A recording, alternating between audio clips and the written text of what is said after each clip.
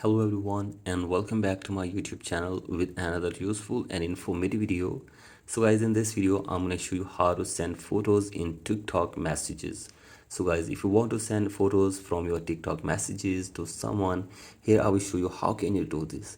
So guys, this is very basic and simple. You can easily do this. So guys, first of all you have to simply go back to your home screen, and now you have to simply open your app store, and then you have to simply search here for TikTok.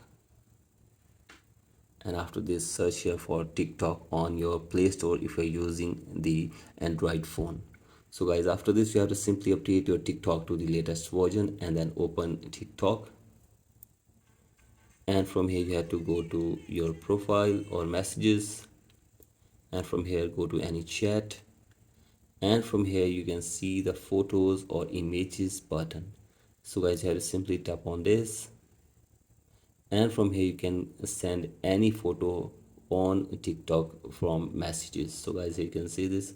I am selecting this one, and now tap on send button, and the photo or image will be sent in this way. So guys, in this way you can also send photos in TikTok messages very easily.